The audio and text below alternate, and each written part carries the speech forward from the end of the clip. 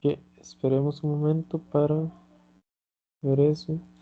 Ok, pues vamos a empezar con los ejercicios de la tutoría esta semana.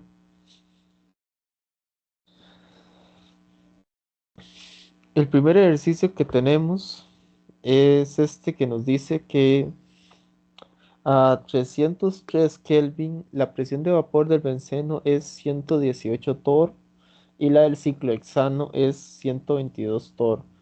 Nos dice que pide calcular la presión de vapor de una disolución para una fracción molar de benceno en parte como líquida de 0,25, suponiendo un comportamiento ideal. Así que lo primero que vamos a hacer es, como habíamos visto la vez pasada, es marcar el benceno con un número y marcar el ciclohexano con otro número. Y vamos a utilizar esta fórmula que habíamos visto para la presión de vapor, que nos relaciona como si fuese una presión de vapor en punto de rocío, en donde tenemos aquí la X1 que va a ser la fracción molar del benceno. Tenemos aquí la presión de vapor 1 que va a ser la presión de vapor del benceno.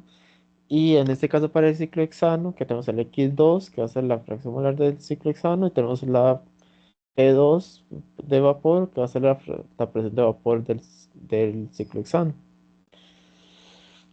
Aquí tenemos los datos en donde tenemos el X1 que es 0,25, el X2 que es 1 menos el X1 que va a ser igual a 0,75 y las presiones de vapores, en este caso la del benceno y la del ciclohexano, que ya lo sacamos acá. Así que nada más aplicamos la fórmula, aquí nada más sustituimos los datos y nos da que la presión de vapor de la disolución es igual a 121 torr. Este, ¿Alguna duda con este problema? No. Ok, entonces continuamos con el siguiente.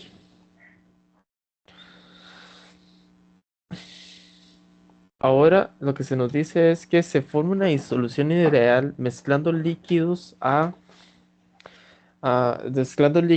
y líquido B a 298 Kelvin. Nos dice que la presión de vapor del B en estado puro es igual a 180 torr del componente B, por decirlo de alguna forma, del componente A, perdón.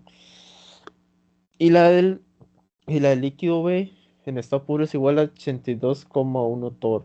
Si la fracción molar de A de vapor, en este caso es importante esta parte como de vapor, es igual a 0,45, ¿cuál es la fracción molar de A en la disolución? Así que lo primero que vamos a hacer es sustituir aquí los datos, pero vemos que se nos está hablando de que esta es la presión de vapor del componente A, esta es la presión de vapor del componente B. Ahora, nos está hablando de la fracción molar en vapor, así que este sería la YA, este valor como de Y. Que recordemos que Y, por lo menos yo lo utilizo de esta manera, Y lo utilizo como la parte de vapor y las X las suelo utilizar como la parte líquida. Así que nada más, la parte del YB es igual al 1 menos el de YA y nos da también que es igual a 0,55 o 550, es exactamente lo mismo. Esto es como para cifras significativas. Así que tenemos esta fórmula porque nosotros lo que necesitamos es esto que se nos está pidiendo. Esto es lo que se nos está pidiendo, que es la fracción molar en la disolución del componente A. Tenemos esta fórmula que nos relaciona la presión del componente A de esta manera. Tenemos esta fórmula, que es la presión total del sistema, vamos, la presión de vapor sobre la disolución, por decirlo de alguna forma, la fracción molar del componente A en vapor, la fracción en estado líquido del componente A y la presión de vapor de, del componente A. Así que nosotros necesitamos determinar esta presión. ¿Cómo lo vamos a hacer? Como si fuese un punto de burbuja. De esta manera, nosotros lo podemos ver que podemos tener que uno entre la presión es igual a la fracción de vapor del componente A entre la presión de vapor del componente A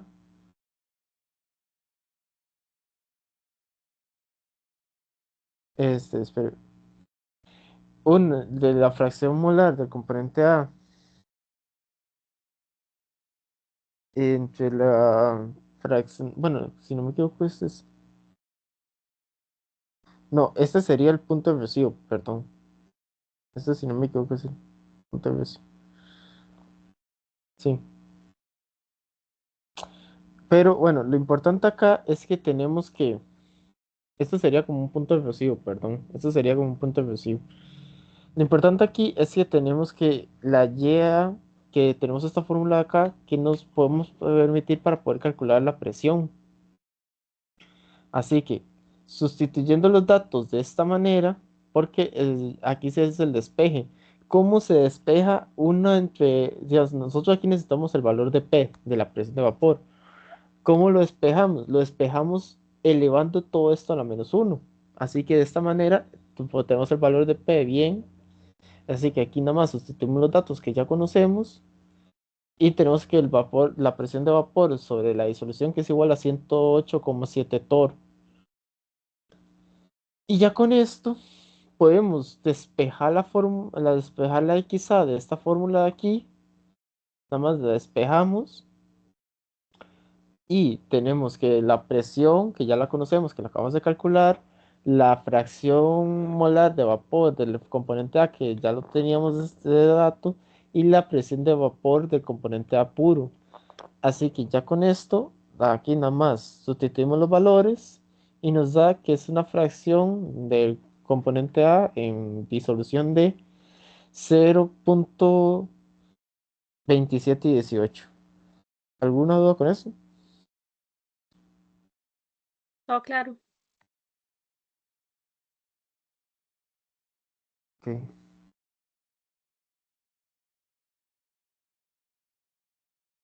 así que vamos con el siguiente. El siguiente lo que nos dice es que A y B, igualmente van a utilizar como estas disoluciones, A y B forman una disolución ideal a 298 Kelvin con XA igual a 0,6 y la presión de vapor del componente A es igual a 105 torr y la presión de vapor del componente B es 63,5 torr. Nos dice que calcule las presiones parciales en la fase gaseosa. Esto es importante, las presiones parciales que tú vas a tener en la fase gaseosa. Y si se saca una porción de la fase de gas y se condensa en un contenedor separado. ¿Ok? Así que calcule las presiones parciales de A y B en equilibrio con esta muestra líquida. ¿Se entiende lo que quiere decir el problema? Básicamente la primera es calcular las presiones parciales de A y B en la fase gaseosa. Pero la segunda se nos pide que de esta fase gaseosa se va a condensar en un contenedor, como si fuese como una destilación, por decirlo de alguna forma. Y se condensa una partecita y se nos pide que calculemos las presiones parciales en equilibrio en la muestra líquida. ¿Sí se entiende esa parte? Sí. Ok. Aquí tenemos sustituidos los valores, donde tenemos el valor de XA 0,6, el valor de XB que es 1 menos XA que va a ser igual a 0,4, la presión de vapor del componente A que es igual a 105 torr y la presión de vapor del componente B que es igual a 63,5 torr. Así que, ¿qué es lo que vamos a hacer primero? Una ley de Raoult para la mezcla binaria. La ley de Raoult, recordemos que nos dice que la presión de un componente es igual a la fracción molar por la presión de vapor de ese componente. Así que nada más lo hacemos para la parte A, que vas a tener que la presión del componente A va a ser igual a XA por la presión de vapor de A. Esto va a ser igual a 0,6 por 105 torr y nos da que la presión de A va a ser igual a 63 torr. Y lo mismo para XB, nomás que con los datos de XB. Para la presión de vapor de B, que la presión de B, la presión parcial de B, va a ser igual a la fracción molar de B por la presión de vapor de B, que es igual a 0,4 por 63,5 torr y nos da un valor de presión parcial de B de 25.4 torr. Ahora, hasta ahí ya llegaría la parte del ejercicio que se nos está pidiendo, pero yo agregué una parte porque nos va a seguir para el siguiente, que sería hacer como la presión total. La presión total va a ser igual a la suma entre la presión parcial de A por la presión parcial de B, y vamos a tener que es un valor de 88.4 torr. Esta última parte no se nos pide en el ejercicio, pero nos va a ayudar para la parte B. Pero hasta el momento se queda todo claro. Sí, está bien.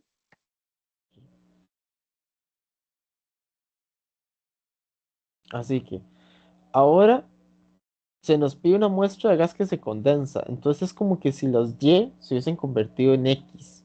¿Ok? Así que tenemos el valor de XA. ¿Cómo vas a sacar XA? La vas a sacar a partir de las presiones parciales. Así que la Y, para que se entienda, la Y es como que se convierte en X, ¿ok? Entonces por eso es que estamos trabajando con X, porque esta es una parte que se condensa.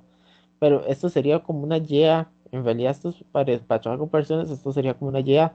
Pero al estar trabajando con algo que se condensa, en vez de trabajar con YA, vamos a trabajar con XA, porque es una parte que se está condensando, entonces va a ser como líquido y se está pidiendo esa presión ahí.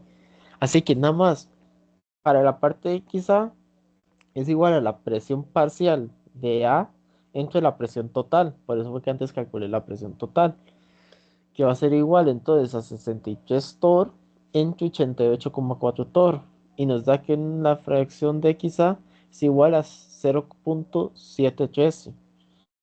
Ahora, la parte de XB nosotros lo vamos a calcular como XB es igual a 1 menos XA, entonces va a ser igual a 1 menos 20 1 menos 0.713, que va a ser igual a 0.827. Ahora, esto yo lo calculé de esta manera. Otra forma que hubiese sido calcular hubiese sido dividir 25.4 torr, que era la presión parcial del componente B, entre la presión total, que sería 88.4, que exactamente les tendría que dar el mismo valor de 0.287.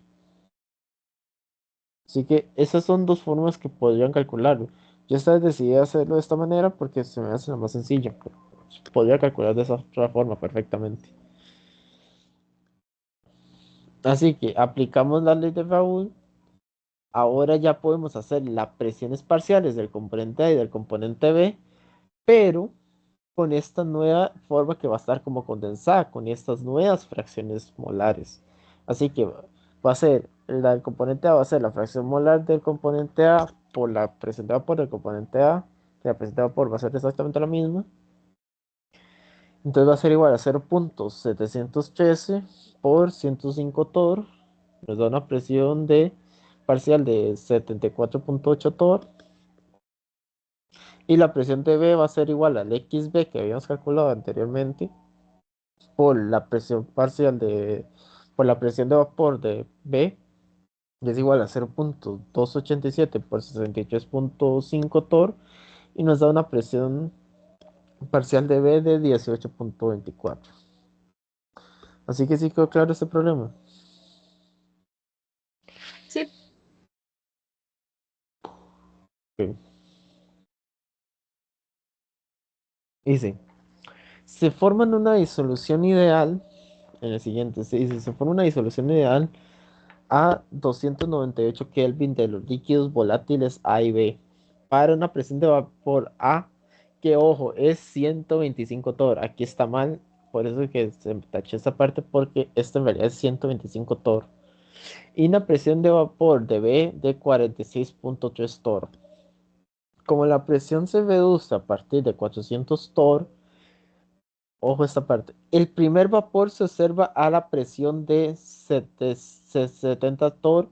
Calcule el XA en esta presión de vapor a 70 torr. Así que, ¿qué significa esto? Primero que todo, vamos a trabajar con el punto de burbuja, porque vamos a trabajar en el momento en el que se crea la primera fase de vapor. Vea que se nos está diciendo, el primer vapor se observa a esta presión, así que vamos a trabajar con el punto de burbuja. Con el punto de burbuja, vamos a trabajar con esta fórmula de acá, que es igual a la presión, va a ser igual a XA por la presión de vapor de A más XB por la presión de vapor de B. Y que se nos está pidiendo es XA. Ahora, ¿cómo lo podemos hacer? Vamos a hacer es de esta manera, para poner todo en términos de XA, que va a ser entonces que la presión va a ser igual a XA por la presión de vapor de A más uno menos XA por la presión de vapor de B. Recuerde que esto es exactamente lo mismo que esto. Este uno menos XA es igual a XB. Es exactamente lo mismo, pero necesitamos que estén todo en términos de XA porque eso es lo que se nos está pidiendo. Así que contamos los datos que ya tenemos, donde se observa que la presión va a ser igual a 70 torr, las presiones de vapores es igual a 125 torr y 46.3 torr. Y nada más sustituimos estos valores en la fórmula.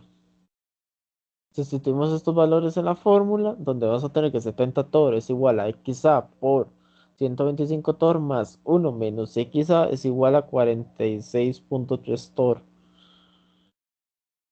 Y con la calculadora, básicamente yo lo hice con calculadora, con la opción de chip y sol, me da que XA es igual a 0.801. Yo este caso lo hice con la calculadora para ser más fácil, como ustedes saben que ya lo explico más de una vez, que yo intento de esta manera como facilitar un poco.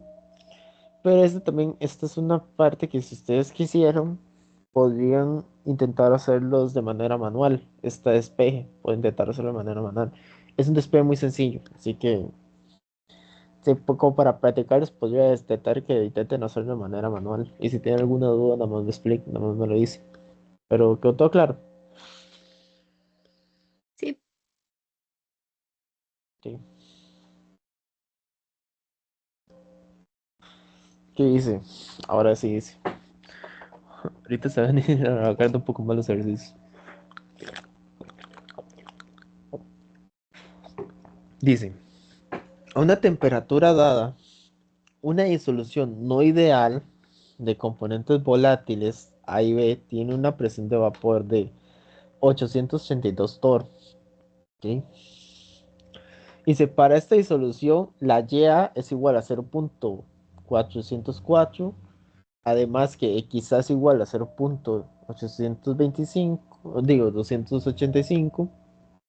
La presión de vapor de A es igual a 591 torr y la presión de vapor en B es igual a 503 torr. Y se nos pide que calculemos las actividades y los coeficientes de actividad, que recordemos que habíamos hablado de ellos en las tutorías anteriores. Así que, ¿qué es lo primero que vamos a hacer? Lo primero que vamos a hacer es apuntar los datos. Tenemos una presión total de 882 torr. Tenemos una fracción en vapor de, 4, de la fracción A de 0.404. Ahora, para la parte B va a ser igual a, de la fracción de vapor en B va a ser igual a uno menos YA, que va a ser igual a uno menos 0.404, que va a ser 0.596. Ahora, para la parte para la parte de las X hacemos algo parecido para la parte como en estado líquido, que es igual a cero para la parte A es igual a 0.285. Entonces, para la parte A va a ser igual a uno menos XA, que va a ser igual a uno menos 0.285, que va a ser igual a 0.715. Y esa sería la fracción de como en la parte B. Esos cálculos que ya conocemos son muy sencillos de hacer.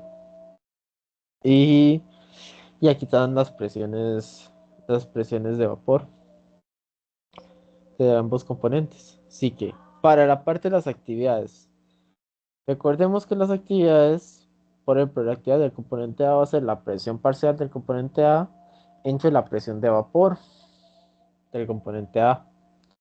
Así que la presión parcial del componente A va a ser la la fracción de molar en vapor del componente A por la presión total que tenemos sobre la disolución entre la presión parcial entre la presión de vapor del componente A. Nada más recuerden que esta PA es exactamente lo mismo que esto que tenemos acá. Y aquí nada más sustituimos los valores y nos da una actividad de 0.569. Ahora, hacemos exactamente lo mismo para la actividad en la parte B. Para la actividad en la parte B va a ser la presión parcial del componente B entre la presión de vapor del componente B. Y esto está, entonces, vamos a ver, hacemos exactamente lo mismo que hicimos con el componente A, que expresas con los datos del componente B, que va a ser entonces la fracción molar de vapor del componente B por la presión por la presión total sobre la disolución entre la presión de vapor del componente B. Así que aquí nada más sustituimos los valores que ya conocemos y nos da que tenemos una actividad de 0.986. ¿Ok? Así que ahora vamos con los coeficientes de actividad. Para los coeficientes de actividad, recordemos que es igual a... Esto significa coeficiente de actividad. Ya sabemos que mi letra no es así como muy bonita y esto es Y como un gamma, por decirlo de alguna forma. Perdónenme un poco la letra. Pero tenemos, para que los coeficientes de actividad va a ser igual a la actividad entre la fracción en estado líquido, digamos, la fracción molar del componente en estado como líquido, en la parte líquida de cada uno de los componentes. Entonces, para la parte A del componente A va a ser igual entonces a la actividad A entre esa fracción en estado líquido, que va a ser entonces igual a 0.569, que es esta actividad que habíamos calculado anteriormente, entre la fracción molar en la parte líquida, que es igual a 0.285, y tenemos un coeficiente de actividad de 1.996. 1.996. Y hacemos exactamente lo mismo para la parte B, que es igual, el coeficiente de actividad de la parte B debe ser igual a la actividad de la parte B entre la fracción molar del componente B en líquido, que es igual a 0.986 entre 0.715, y nos da una coeficiente de actividad de 1.379. Y hasta ahí ya teníamos el ejercicio. Ahora, yo les voy a dejar de tarea esta cosa de aquí. Que calculen la presión del sistema, la nueva presión del sistema, pero con estos coeficientes de actividad. Recuerden que estos coeficientes de actividad se pueden utilizar para calcular la presión total del sistema. Así que nosotros eso hicimos algo muy parecido en la tutoría pasada. Ya sea que se vean el video o intenten y hacerlo entre ustedes mismos, pero ahí tienen para que les dé esto como una pequeña tarea. Así que quedó claro este ejercicio. Sí. Ok.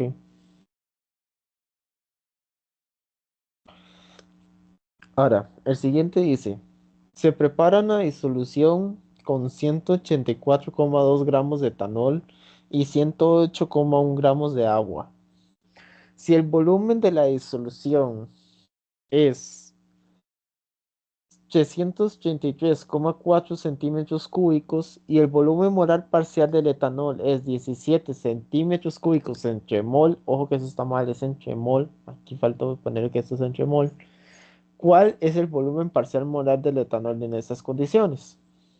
Así que, lo primero que vamos a anotar es anotar los datos. Tenemos la masa del etanol, que es igual a 184,2 gramos, y la masa del agua es igual a 108,1 gramos de agua.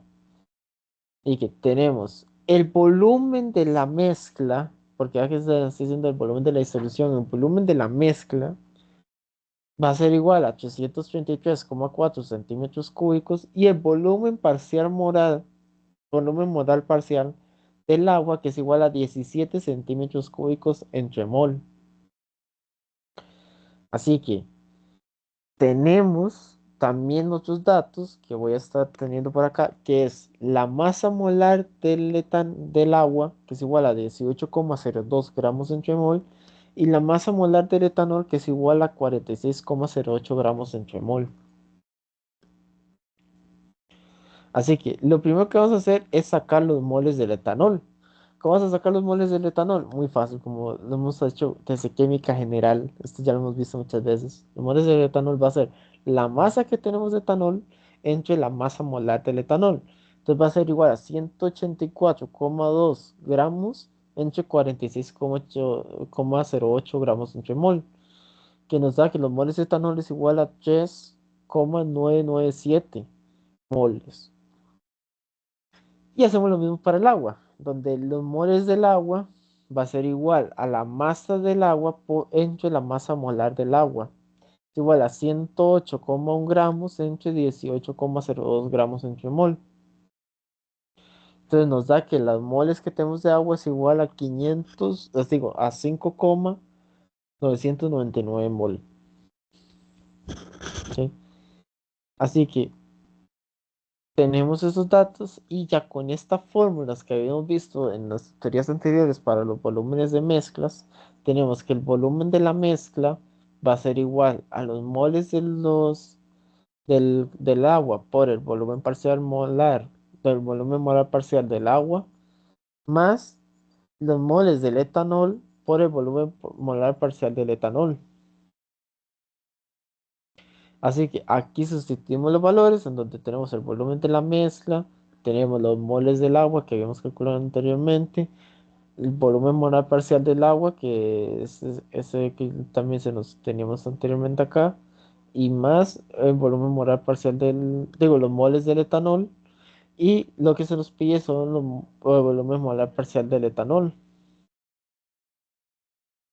Y ahora con la calculadora, nada más determinamos que el volumen molar parcial del etanol es de 57,90 centímetros cúbicos entre mol. ¿Alguna duda con este ejercicio? Todo claro. Sí.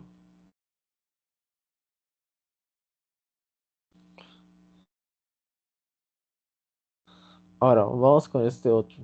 Pero para acomodar un poquito esto. Que este creo que es como el de los más largos que tengo acá. Dice, las densidades puras del agua y el etanol son 997 y 789 gramos entre metros cúbicos respectivamente. Dice, los volúmenes molares parciales de etanol y agua en la disolución con una X, o sea, una fracción molar de etanol en líquido de 0,2 son 525, son 525, digo 55,2 y 17,8 por 10 a la menos 3, ambos por 10 a la menos 3, eso es lo que es principalmente ahí, por 10 a la menos 3 litros entre mol respectivamente. Ojo con esa parte que está como litros entre mol. Calcule el cambio de volumen relativo de los componentes puros cuando se prepara un litro de disolución con una X de etanol de 0,2. Así que,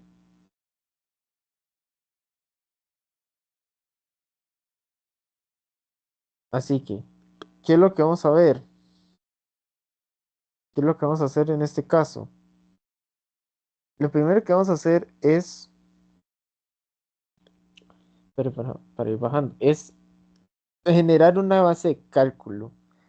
Vamos a generar una base de cálculo, ya que lo que nosotros vamos a pedir es una base de cálculo de un mol.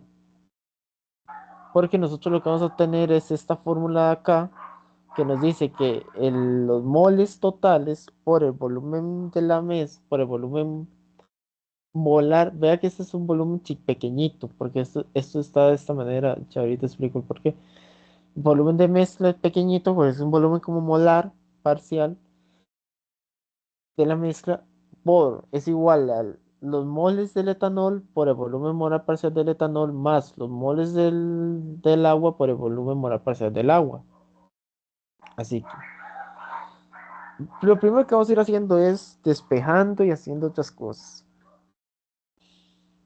Lo primero que tenemos es que el volumen molar parcial parcial molar del etanol es igual a 55,2 por 10 a la menos 3 litros entre mol. Nosotros lo necesitamos en mililitros entre mol. ¿Por qué? Porque se nos facilita mucho para el cálculo. Así que lo primero que vamos a hacer es pasarlo a mililitros entre mol, que nos va a dar que es igual a 55,2 mililitros entre mol. Y ya de paso, lo voy a pasar a centímetros cúbicos entre mol, que es exactamente el mismo valor de 55,2 centímetros cúbicos entre mol, porque también nos va a servir para más adelante. Y hacemos exactamente para el volumen molar parcial del agua, que es igual a 17,8 por 10 a la menos 3. Recordemos que este también está por 10 a la menos 3 litros entre mol. Así que lo pasamos a mililitros entre mol, que va a ser igual a 17,8 mililitros entre mol, que es igual a 17,8 centímetros cúbicos entre mol. Y ahora vamos a hacer otro despeje también para las densidades para dejarlos en gramos entre centímetros cúbicos. Así que tenemos la densidad del etanol, que es igual a 789 kilogramos entre metros cúbicos.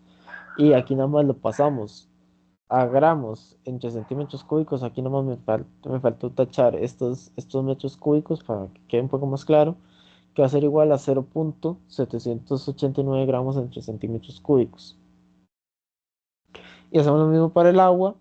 Esta es la densidad del agua, que es igual a 997 kilogramos entre metros cúbicos por los 100 gramos, que va equivalente a 1 kilogramo, y bueno, entre los 100 a la 3 centímetros cúbicos, que es el equivalente a un metro cúbico.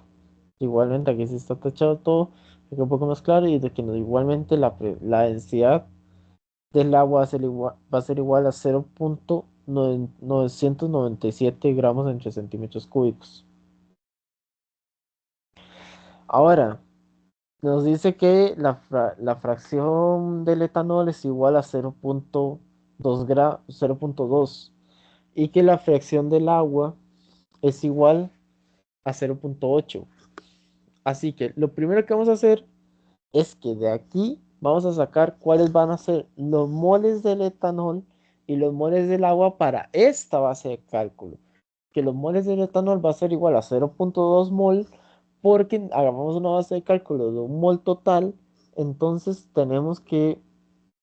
entonces se relaciona con este quizá, entonces estos moles de etanol sería igual a 0,2 por 1, que nos da 0,2 mol, y los moles del agua, que va a ser igual a 0,8, que es la fracción del agua, por 1, que va a ser igual a 0,8 mol. ¿Sí está claro esta parte? Esta última parte que expliqué. Sí. Ok. Así que, ¿qué es lo que vamos a hacer? Vamos a sustituir los valores en esta parte de acá, que va a ser igual. Entonces, los moles, porque tenemos acá, que va a ser igual a un mol por el volumen pequeño, un volumen muy minúscula de la mezcla, es igual, que eso es lo que intentamos buscar. Porque gracias a ese volumen de la mezcla en pequeño, vamos a poder utilizarlo para poder determinar cuáles son los moles ya como reales en la disolución. Así que 0,2 mol,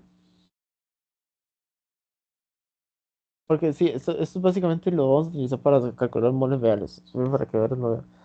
Digamos, estos son los moles del etanol, que es igual a 0,2 mol, por el volumen molar parcial del etanol, que es igual a 55,2 mililitros entre mol, más 0,8 mol, que son los moles del agua, por el volumen molar parcial del agua, que es igual a 17,8 mililitros entre mol. Entonces, nada más aquí se despeja, es básicamente el resultado de esto, porque esto es 1, así que se despeja, y nos da que el volumen de la mezcla es igual a 25,28 mililitros entre mol. Pero vea que, ¿por qué está pequeño? Porque estamos trabajando con una fracción de moles, así que Al tener esa fracción de mol acá, nos hace que tenga que ser sí o sí mililitros entre mol. Entonces, ahora, nosotros teníamos un litro de disolución, ¿verdad? Aquí se nos había comentado que cuando se prepara volúmenes para puros, se prepara a un litro de disolución. Así que, para un litro, los moles van a ser igual al volumen que estamos teniendo entre el volumen de la mezcla, que va a ser igual a un litro es igual a 1000 mililitros, eso ya lo conocemos. Así que entre el volumen de la mezcla, que es igual a 25,28 mililitros de mol. Así que los moles reales que va a haber totales en la disolución es igual a 39,55 mol. Es por eso que se utilizó esta parte para calcular esto, porque nosotros a partir de aquí podemos calcular cuáles son los moles reales que van a haber en la disolución.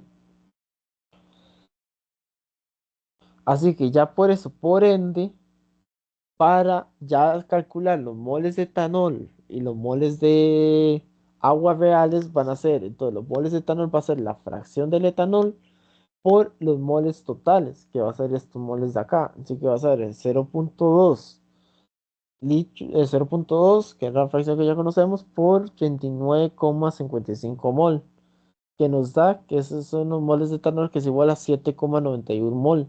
Y hacemos exactamente lo mismo del agua.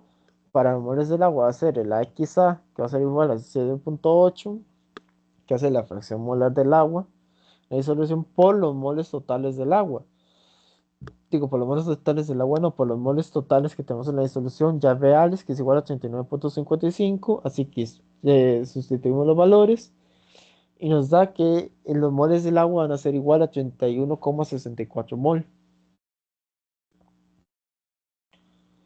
Y entonces, a partir de aquí, ya podemos utilizar valor de la mezcla, el volumen de la mezcla, que ya lo sabemos bien, que recordemos que estamos calculando para un volumen de mezcla real, que va a ser igual a los moles del etanol por el volumen molar parcial del etanol más los moles del agua por el volumen parcial molar del agua.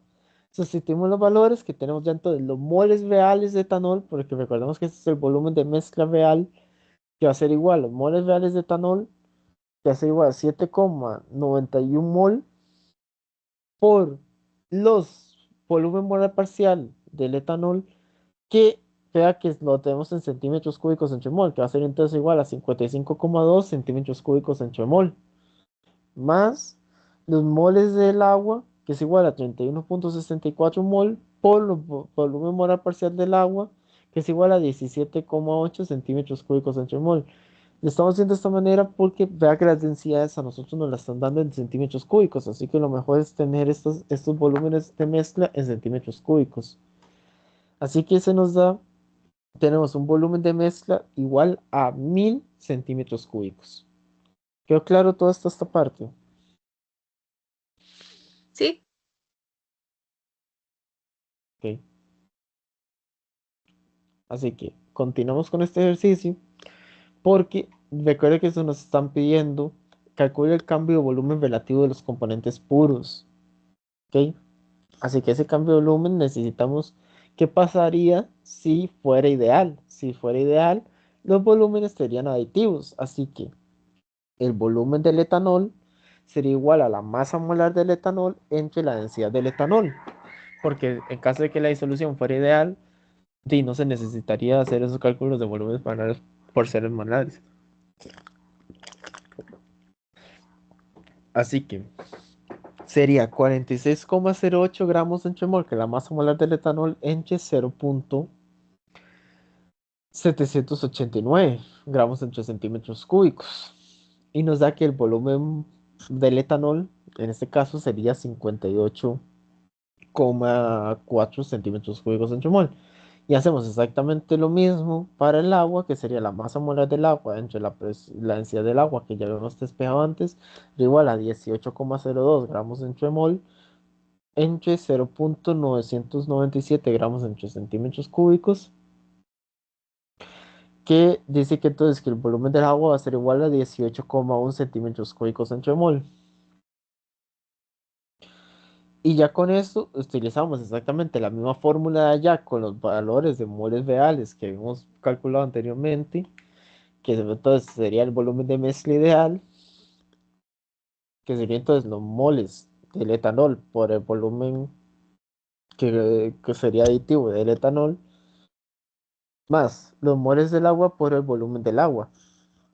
Aquí sustituimos los valores, que este sería el volumen de los moles del etanol, esto sería el volumen del etanol, más los moles del agua que ya hemos calculado anteriormente, y esto sería los, el volumen del agua.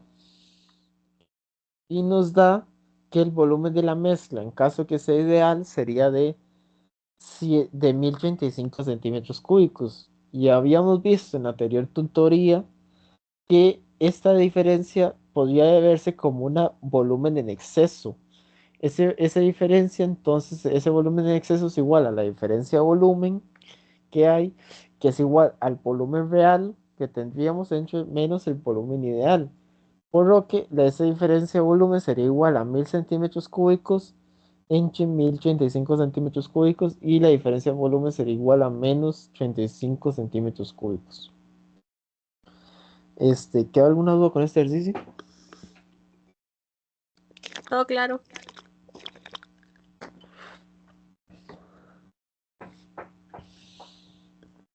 Así que continuamos con el siguiente. Ok, no me acuerdo que salía tan cerca. Dice, el cambio de entalpía de fusión del agua, aquí tener este valor, esto de calor, es en realidad el cambio de entalpía de fusión del agua, es de 6,008 por 10 a la 3 joules entre mol. ¿Ok? El punto de fusión normal del agua sería igual a 273,15 Kelvin. Así que calcule la constante de presión del punto de congelación. Estas ya son propiedades cualitativas, si no me equivoco, cualitativas, no me acuerdo bien. ¿Cómo lo vamos a hacer? Con esta fórmula que tenemos acá. Esta fórmula nos dice que la diferencia de temperatura en el punto de fusión es igual al valor de F por la masa molar del disolvente por la temperatura o de la disolución, por decirlo de alguna forma, por la temperatura en el punto de fusión en normal entre la diferencia de entre la función entre la entalpía de fusión en mol, digamos, en mol, digamos, que está molar, o sea, la entalpía de función molar. Ojo y esto va multiplicado a la masa del soluto. Ojo que todo esto es igual a menos la constante de presión del punto de congelación por la masa del soluto. Así que lo primero que vemos es que podemos ignorar porque el delta TF, que es igual a la diferencia de temperatura en el punto de fusión, va a ser exactamente igual a ambas. Así que vamos a trabajar con esta fórmula de acá, con esta como ecuación de acá, donde lo primero que vemos es que la masa absoluto se van a cancelar, porque esta la puedo mandar a dividir acá y se va a cancelar con esta, así que lo primero que hacemos es cancelarla. Así que sacamos cuál va a ser la fórmula para la constante de presión del punto de congelación, va a ser igual a F por la masa molar del disolvente por la temperatura de fusión a la 2 entre la entalpía de fusión. Así que para calcular la constante de presión, aquí tenemos los valores que tenemos que F va a ser igual a 8,314 joules entre mol por Kelvin.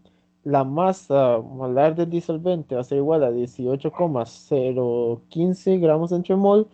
La temperatura de fusión es igual a 213,15 Kelvin. Y la entalpía de fusión es igual a 6,008 por 10 a la 3 joules entre mol. Así que ya aquí nada más sustituimos los valores. que son sustituir estos valores de acá en esta fórmula de aquí, y nos da que la constante de presión del punto de congelación, que se me olvida bien cómo era que se llamaba, es igual a 1860 joules por gramo centimol. ¿Alguna duda con este ejercicio? Todo claro. Ok.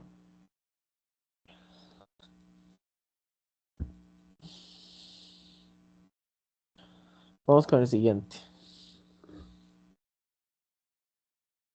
Este aquí quité una parte porque la verdad eso no salía bien cómo se hacía, así que digamos, no era que no sabía cómo hacerlo, sino es que no me dan los datos, así que decidí quitarlo. Dice que la disolución de 5,25 gramos de una sustancia en 625, 600, en 565, perdón, de benceno aumenta el punto de ebullición a 298 Kelvin, aumenta el punto de ebullición en 0,225 grados centígrados.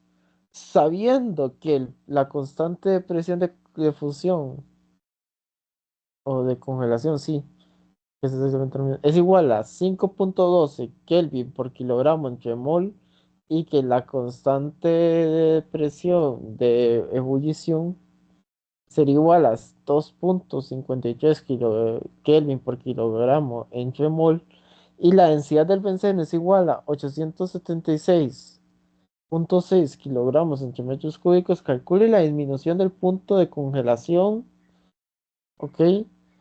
La ratio de la presión de vapor sobre la disolución con respecto al disolvente puro y el peso molecular del soluto. Y se nos dice que la presión de vapor del benceno es igual a 103, a 103 torr a 298 Kelvin. Así que recuerde que en este caso vamos a trabajar como si el benceno fuera el disolvente. Y tenemos una sustancia que se va a ser la sustancia del soluto, que es la que necesitamos sacarle, por ejemplo, cuál sería su peso molecular. O sea, esta sustancia de acá va a ser el soluto y el benceno va a ser el disolvente.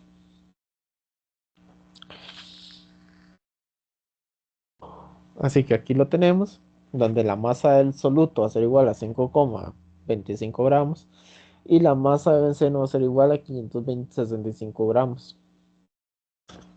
Así que ahora, aquí dice que el aumento del punto de ebullición es un cambio de temperatura del punto de ebullición. Esto está en grados Celsius, pero nosotros podemos poner exactamente el mismo valor en grados Kelvin. ¿Por qué? Porque nosotros estamos trabajando con un delta T. Y recordemos que los delta T dan igual si están en Celsius, dan igual si están en Kelvin, dan igual en qué valor, en qué unidad estén, van a ser exactamente el mismo valor. Así que tenemos la constante de presión de congelación, que es la de 512 Kelvin por kilogramo entre mol, y la de ebullición, que es la de 2,53 Kelvin por kilogramo entre mol. Y tenemos la densidad del benceno y la presión de vapor del benceno.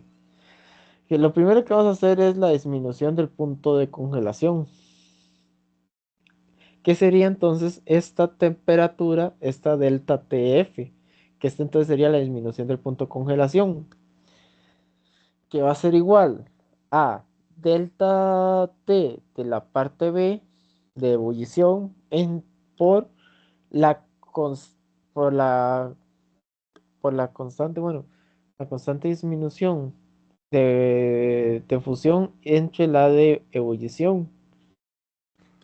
Y nada más sustituimos los valores y nos da que el delta TF es igual a 1,26 Kelvin.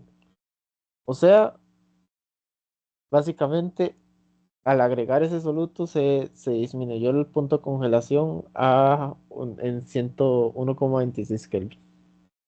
¿Quedó claro eso? Sí. Ok. Ahora vamos con la masa molar del soluto. Vamos a ver la parte de la masa molar. Dice que la disminución del punto de ebullición es igual a la Kb por la masa del soluto. Ahora, esto entonces, esta masa del soluto, lo podemos hacer de esta manera, donde Kb es igual a masa del soluto entre masa molar del soluto entre la masa disolvente. ¿Por qué lo podemos hacer de esa manera? Porque aquí estamos trabajando como si fuese una molalidad. ¿Se acuerdan del concepto de molalidad? Más o menos. Bueno, recordemos que la molalidad es una medida como una concentración entre el soluto en una solución. O sea, pero la molalidad básicamente es los moles del soluto entre los gramos del disolvente. ¿Ok? Recuerde que digamos, la molaridad base es igual a los moles que tenemos de soluto entre los gramos que tenemos de disolvente o la masa que tenemos de disolvente. Así que recordemos que los moles del soluto van a ser entonces igual a la masa del soluto entre la masa molar del soluto. Ya quedó un poco más claro. Sí, ya me acordé. Gracias. Sí, y básicamente es eso. Así que aquí nada más con esta parte podemos sustituir los valores que ya conocemos, que ya hemos visto anteriormente. Por si acaso, esto, ¿porque está ahora en 2530? Porque este se pasó de kilogramos a gramos. Este está en kilogramos, lo pasamos a gramos para que todo nos pudiera dar con las mismas cifras, con las mismas, digamos, para que todo nos dé bien, básicamente. Así que aquí con estos valores, nada más, lo que hicimos, lo que se hizo fue eh, resolverlo con la calculadora. Se resolvió con la calculadora, con la opción de Chisol, y se determinó que la masa molar del soluto es igual a 37,6 gramos entre mol. Ahora vamos a ver con la parte de reducción de vapor en la presión de vapor, que vamos a hacerlo como con una ley de Raoult. ¿Dónde? Ojo a esta parte. Lo primero que vamos a hacer es, vea que lo vamos a poder ver de esta manera. Lo que vamos a hacer es sacar los moles del soluto. Para los moles de soluto necesitamos la masa del soluto entre la masa molar del soluto, que es igual a 5,25 gramos entre 37,6 gramos entre mol, y nos da que es igual a 0,140 mol. Y hacemos exactamente lo mismo para el benceno, que va a ser entonces, que es como el disolvente, que va a ser igual a la masa del benceno entre la masa molar del benceno. Recuerde que masa disolvente va a ser igual a la masa del benceno. Que aquí nada más sustituimos los valores, que es igual a 565 gramos entre 78,11 gramos entre mol, y nos da que es igual a 7,233 mol. Y sacamos unos moles totales, que es igual a la suma de la masa del benceno más la suma de los moles del soluto. Y aquí nada más sustituimos los valores y que nos da igual a 7,373 mol. Ahora, esta reducción en la presión de vapor va a ser igual a la presión de vapor de disolución entre la presión de vapor de la disolución ya conocida. Así que esta va a ser igual entonces a el X del disolvente, a la fracción molar del disolvente. Esta fracción molar del disolvente, porque, no, esto es para el disolvente, ok. Entonces, esta disminución en la presión de vapor va a ser igual a la presión que va a tener el disolvente entre la presión de vapor del disolvente. Así que esto va a ser entonces igual a la X, a la fracción molar de disolvente, que entonces esta fracción molar de disolvente es 1 menos la fracción molar del soluto. Eso ya lo conocemos de cómo se estaba trabajando antes. Entonces, y la fracción molar del soluto va a ser igual a los moles del soluto entre los moles totales. Así que va a ser igual a 1 menos 0.140 mol entre 7,373 mol. Y nos da que la disminución de vapor, de presión de vapor del disolvente, bueno, la disolución, va a ser igual a 0.981. ¿Quedó claro esta parte? Sí, Ok. Y ahora vamos con la última que nos dice, la presión osmótica de una sustancia desconocida se mide a 298 Kelvin. Determina el peso molecular si la concentración de la sustancia es 25,5 kilogramos entre metros cúbicos y la presión osmótica es 4.5 por 10 a las 4 pascales. 4.550 por 10 a las 4 pascales. La densidad de la disolución es 997 kilogramos centímetros cúbicos. Así que aquí lo que tenemos principalmente es que la presión osmótica es igual a 45.000 pascales. El valor de F, que es igual a 8,314 pascales por metros cúbicos entre mol por Kelvin, y la temperatura, que es igual a 298 Kelvin. Esto porque tenemos una concentración en sustancia, en kilogramos, de 25,5 kilogramos entre metros cúbicos. Así que hay otra fórmula para sacar esta parte de C, esta concentración, pero esta vez en moles. Así que para sacar los moles podemos utilizar esta fórmula, que es la presión osmótica es igual a esta concentración por el valor de F por la temperatura. Así que sustituimos los valores que son la presión osmótica, el valor de C por el valor de F por la temperatura.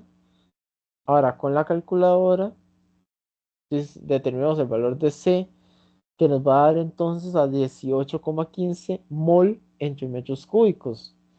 Entonces, ambas concentraciones, al relacionarse con la misma sustancia, tenemos que entonces, al estar ambos a los mismos metros cúbicos, digamos, vamos a tener que va a haber 18,5 moles de la sustancia que va a ser igual a los 25,4 kilogramos de la sustancia en cada metro cúbico, ¿ok? Así que en cada metro cúbico hay 18,5 moles y también hay 25,5 kilogramos de esa sustancia.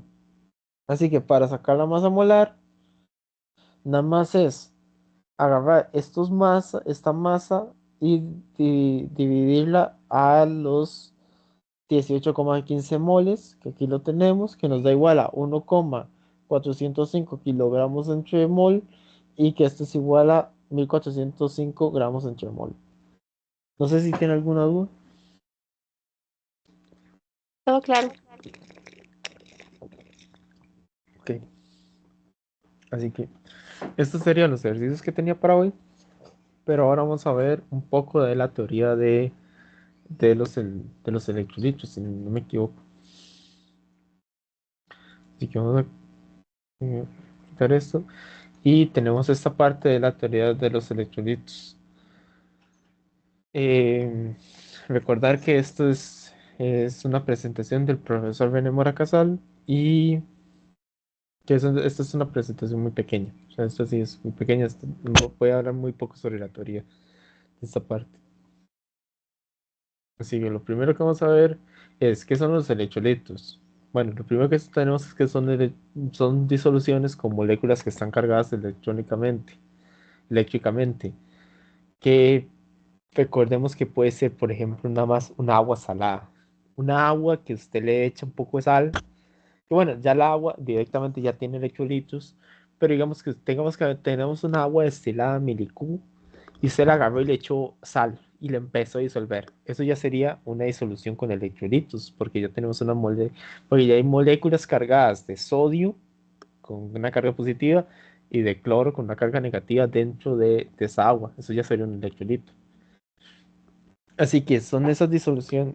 Así que dice que también que se caracterizan porque un mol de compuesto sal puede producir 2 o 3 más moles de iones. O sea, que dependiendo de una sal se puede producir ciertos iones que hay ahí y que típicamente se manifiestan desviaciones del comportamiento de disolución ideal por 2 razones, que no son directamente disoluciones muy diluidas y que las cargas eléctricas pueden afectar este tipo de, para que se dé estas desviaciones del comportamiento ideal, porque ellas tienen fuerzas de repulsión y atracción, como ya conocemos, de, bueno, en general, de que esto lo hemos visto desde química general uno. Si tenemos una carga positiva, se va a atraer con una carga negativa, o en caso de que tenga la misma carga, una carga positiva y una carga positiva, se repelen entre ellas y eso puede hacer que se desvíen del comportamiento ideal de una disolución. Así que el estado estándar de los electrolitos, tenemos que por convenio la energía libre de Gibbs para una, una molécula cargada en estado acuoso de manera positiva, actividad unidad igual a cero para las temperaturas. Así que la energía libre de Gibbs para una disolución que está en estado acuoso, o sea, la energía libre de Gibbs de formación para una disolución que está en estado acuoso con una carga positiva de bueno, esto es un ion hidronio que va a ser igual a cero para todas las temperaturas. Así que con esta parte de selección, la entropía para esta misma condición, donde vamos a tener una disolución acuosa con una carga de hidronio positivo, la energía libre de Gibbs de formación entre la delta T va a ser igual a cero, así que la entropía de formación en este caso va a ser igual a cero, y la entalpía de formación, ambos estar cero, esta energía libre de Gibbs de formación va a estar cero, y esta entropía va a estar cero en estado estándar, va a ser igual a cero. ¿Ok? ¿Quedó claro esta parte? Sí, Ok. Así que, pero también tenemos que hay entalpías de energía libre de Gibbs y hay entalpías de energía libre de Gibbs y de entropías de formación convencionales de iones y cationes seleccionados en disoluciones acuosas. O sea, vamos a tener, por mucho que tengamos eso sería como para un ion hidronio. Vea que es para el ion hidronio, en donde todos están en valor cero. Pero no solamente tenemos el ion hidronio en puede generar un electrolito, puede ser también un ion de plata, un ion de bromo. Sí, así sí. No, sí, sí es uno. Un anión, o sea, de bromo. Es un anión de bromo, no sé bueno, un anión de bromo. O sea, y cada una de ellas se va a tener un valor de energía de formación distinta. En este caso fue para explicar cómo sería más o menos en caso de que sea de un hidronio, que vemos que sí están todos en cero, pero que en distintos puede tener distintos valores. Así que la solvatación y la energía de Gibbs.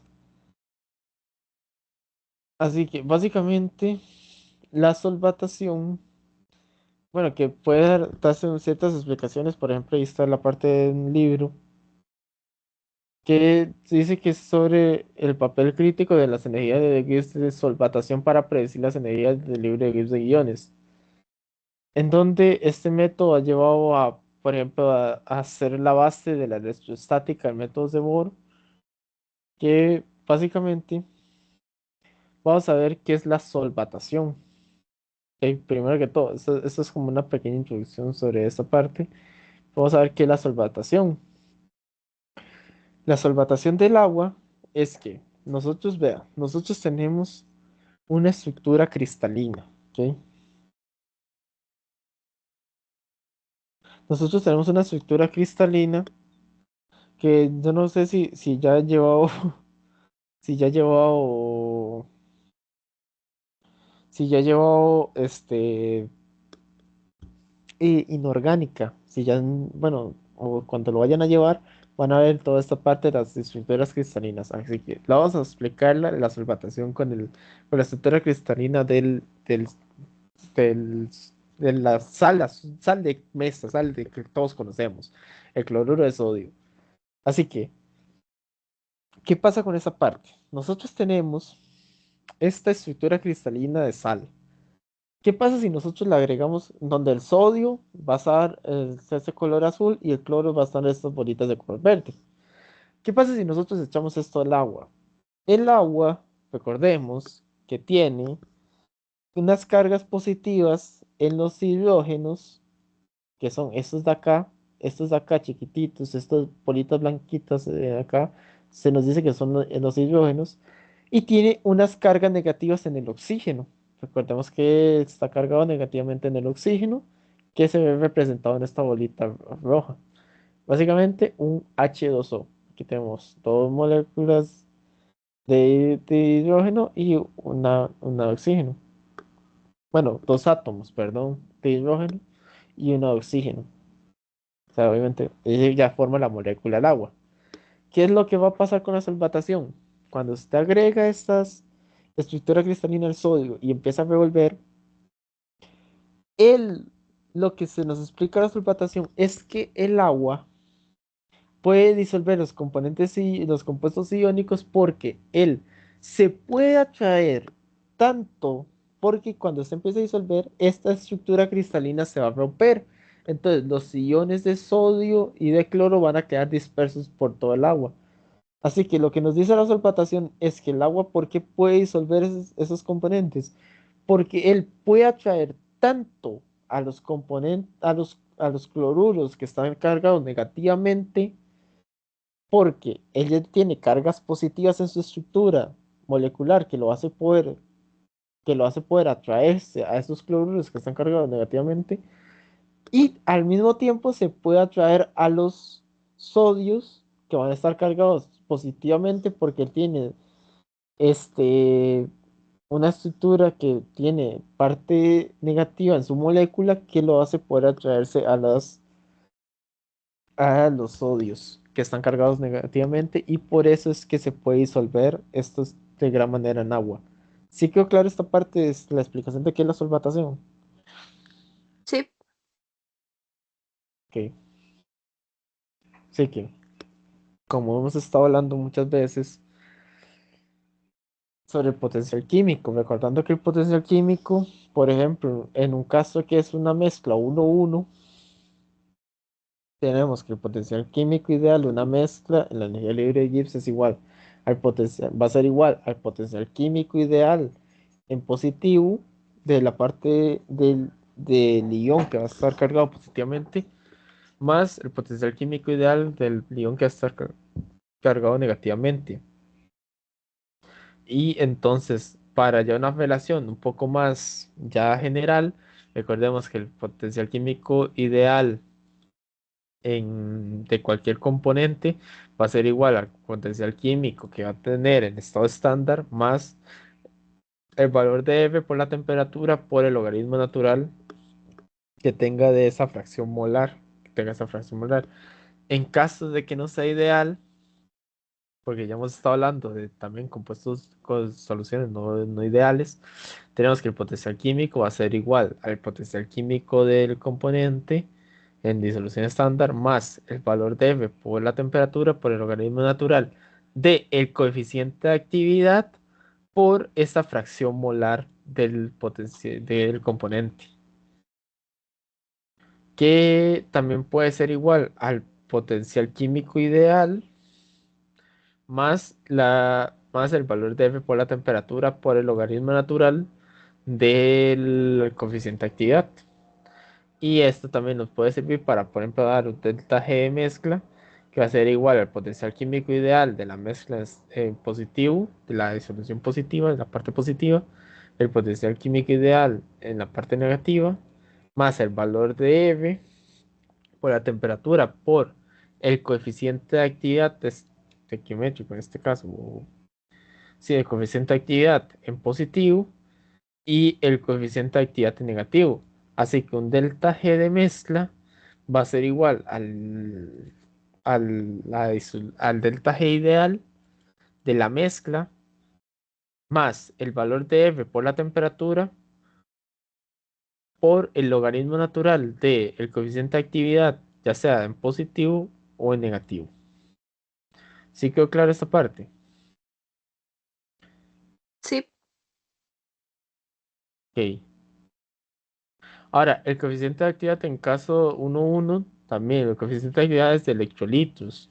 Las actividades de electrolitos, ya sea positiva y negativa, no se pueden separar, se definen como el coeficiente de actividad medio, como la media geométrica. Es como la media, va a ser como un promedio, básicamente.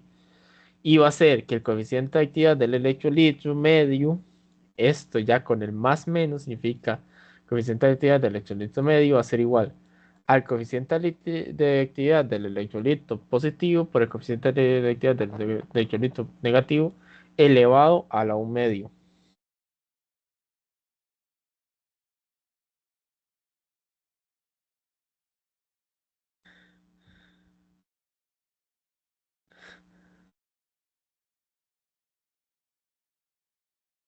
Ok.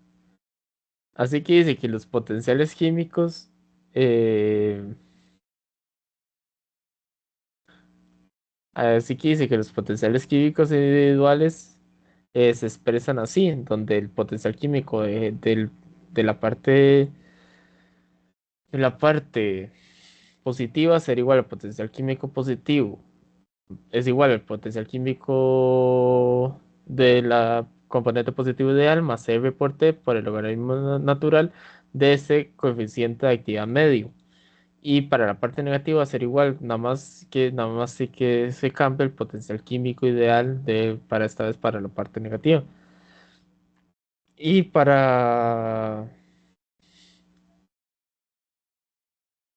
para el delta G de mezcla va a ser igual al delta G de mezcla, va a ser igual al delta G ideal de la mezcla, más 2 por esta parte del potencial químico, por F por T, por el logaritmo natural del potencial químico en positivo. Ahora, en caso de que la sal de mezcla forma una PQ, recuerde que PQ va a ser que, y no sé, por ejemplo, que sea, en vez de cloruro de sodio, sea una sal de mezcla que sea este sulfato de calcio, si no me equivoco.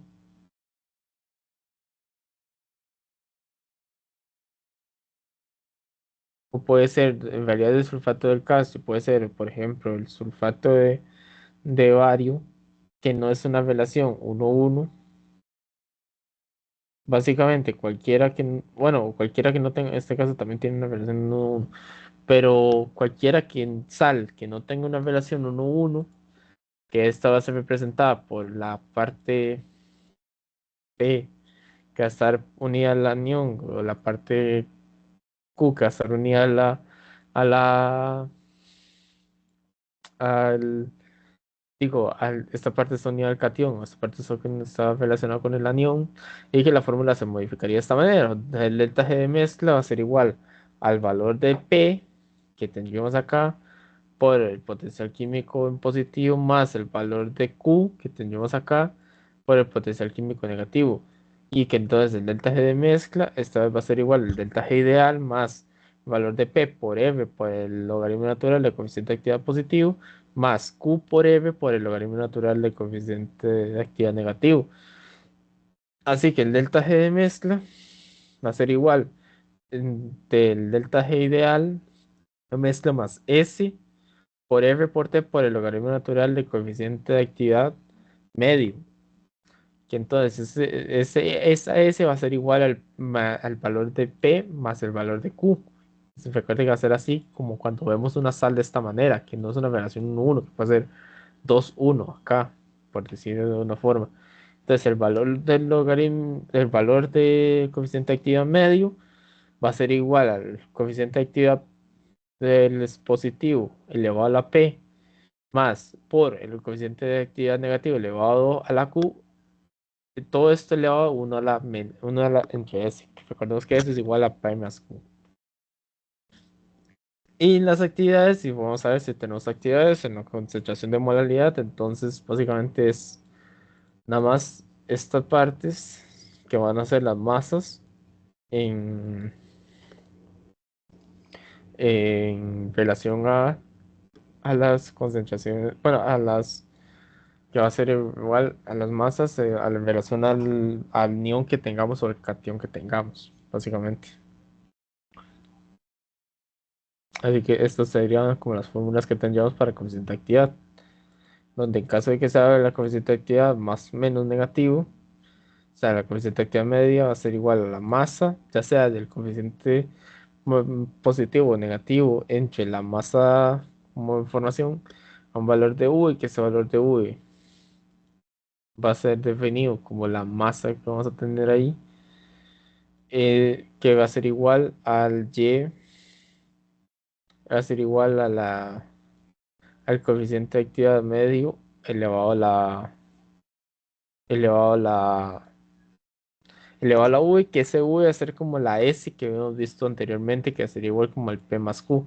Y en caso que sea una relación 1-1, es básicamente la misma fórmula, pero sin ese elevado, sin tener que elevarlo.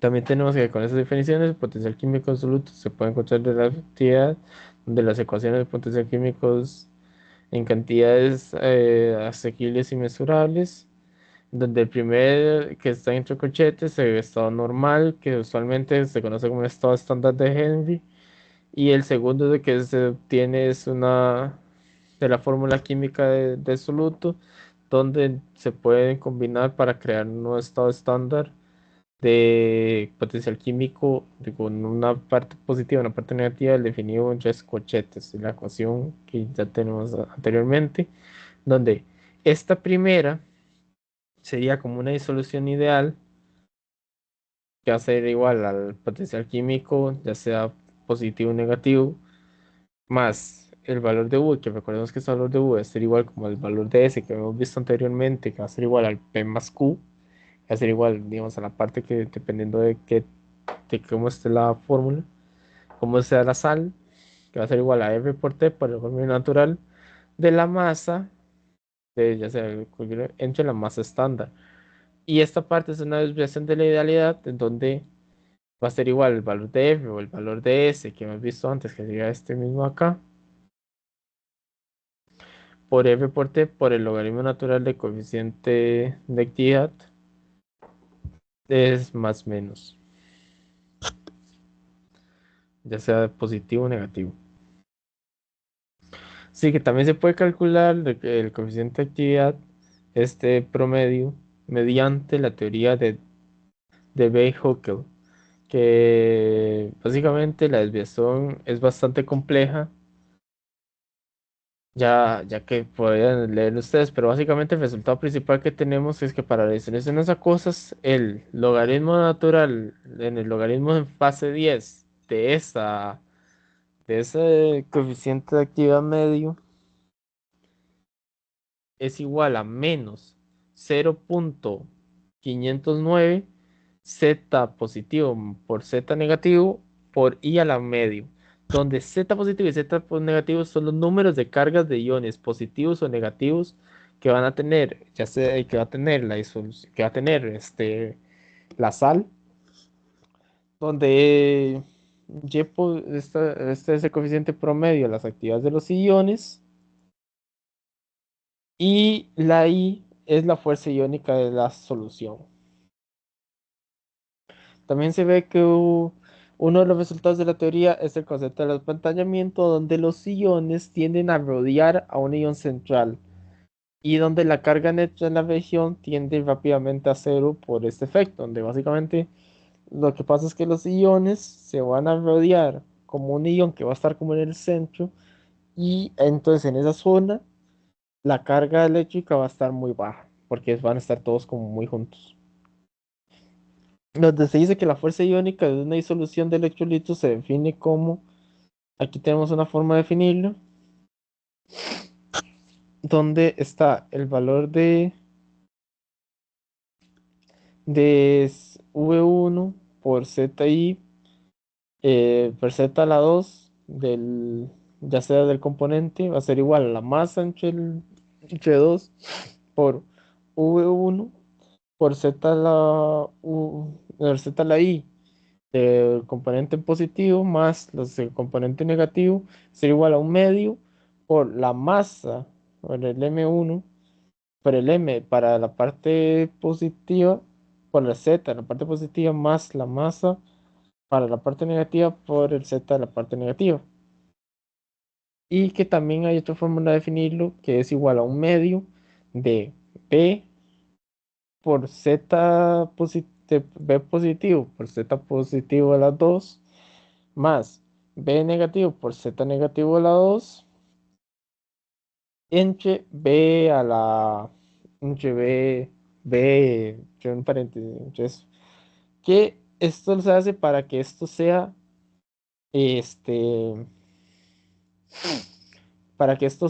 este adimensional, en donde recordemos que esta es la molalidad. También esta M de acá en realidad refiere a la masa, se refiere como a la molalidad que tendríamos. Y entonces sería B sería la molalidad y este sería 1 molar para que esto sería dimensional. Estos ejemplos los vamos a ver después, pero vean que sí, esos valores de U's van a estar, estos valores de U's que hemos estado hablando anteriormente, se van a estar relacionando en realidad, esos valores de U se van a estar relacionando a cuál va a ser, como, cuánta cantidad va a haber en el coeficiente estequiométrico de la sal. Esos valores de U va a ser esa parte principalmente. ¿Cuánta es la cantidad de coeficiente estequiométrico de la sal? Así que nada más este caso, por ejemplo, para que se vea, donde vea que V1 es igual a 2 porque hay 2 moles de sal positiva de sodio. Y que la parte negativa sería igual a uno porque hay solamente un mol, por decirlo de alguna forma. Pero después estos ejemplos los vamos a ver después.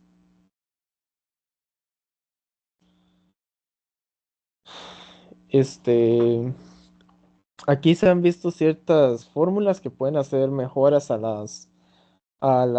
modelo de Debye-Huckel, que puede ser, por ejemplo, la ecuación de Davis, que va a ser igual al logaritmo natural del coeficiente de actividad, va a ser A por Z por el I a la medio entre los valores de B, uno más B que voy a suponer que estos tienen que tener ciertas constantes. Esta ecuación, de hecho, es del Jones, que es muy parecido al anterior también, solamente que esta se le suma ese valor de series ahí. Pero, o sea, son desviaciones como empíricas y se hacen desviaciones como de esta, digamos, son como correcciones para intentar hacer mejoras. Pero yo creo que lo que nos vamos a ver principalmente es la de DB-Hack.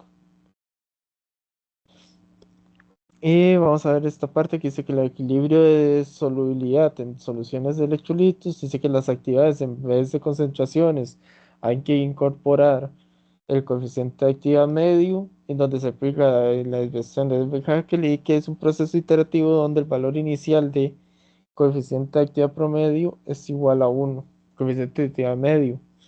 Donde que a continuación vemos que se tiene, por ejemplo, esta solución acuosa de esta sal de magnesio y de flúor, de flúor no,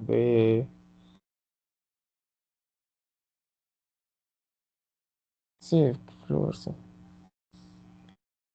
de flúor, sí, de magnesio y de flúor, en donde en la parte de esas cosas vemos que debido a las actividades, que va a ser la de magnesio y la de flúor, que va a estar elevado a la 2 porque está elevado a la 2 porque tenemos dos flúors acá, va a ser igual como una concentración entre una concentración promedio. Y este elevado a la 3 porque es la suma de todos estos. Recordemos que esto es como que está elevado a la 3 este coeficiente promedio porque es la suma de este de acá, que sería uno, más este acá, que sería 2, entonces sería igual a 3. Y ahí vemos ciertos